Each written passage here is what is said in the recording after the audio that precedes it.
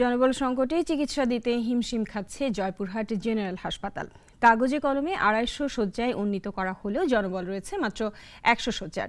হাসপাতালের ৯ চিকিৎসক সহ ৪৩ পদ পড়ে আছে শূন্য। ভোগান্তিতে সেবা প্রত্যাশীরা। ডেস্ক রিপোর্টে বিস্তারিত। জয়পুরহাটের সর্বাধুনিক ১৫০ শয্যা বিশিষ্ট জেনারেল হাসপাতাল গত বছর সিট সংখ্যা ২৫০-এ উন্নীত করা হলেও ১৫০ শয্যার জনবল দিয়েই চলছে কার্যক্রম। দীর্ঘদিন পর চক্ষু ইউনিটে সেবা চালু হওয়ায় চাপ বেড়েছে রোগীর।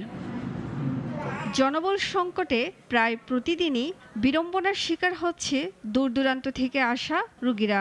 সেবার মান নিয়ে রয়েছে বিস্তর অভিযোগ।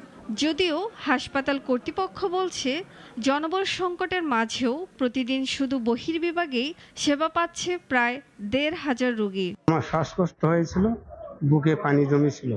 আমি এখানে এসে চিকিৎসা নিয়েছি। আমি বেশ এখন বর্তমান ভালো আছি। রোগীর চাপ একটু বেশি। চিকিৎসা নিলাম আর ঔষধ খাওয়ার পর কি হবে আর আল্লাহ পাক জানে। সম্প্রতি প্রায় ১.৫ কোটি টাকা ব্যয়ে ১০ শয্যার আইসিইউ ওয়ার্ড তৈরি হলেও জনবল সংকটে চালু করা যায়নি। আমাদের এখানে জনবল আছে ১০০ শয্যার, যার ভিতরে ডাক্তার ১০০ শয্যার ভিতরে ডাক্তার থাকার কথা ৪৫ জনের, কিন্তু আছে ৩৮ জন।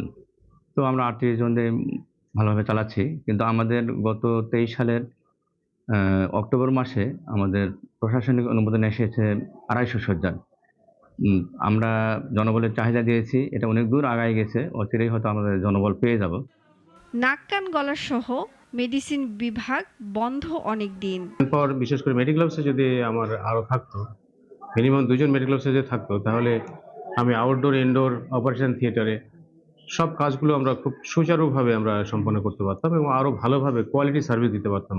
হাসপাতালটিতে জয়পুরহাট ছাড়াও নওগাঁ, গাইবান্ধা সহ আশেপাশের বেশ কিছু অঞ্চল থেকে রোগী আসে।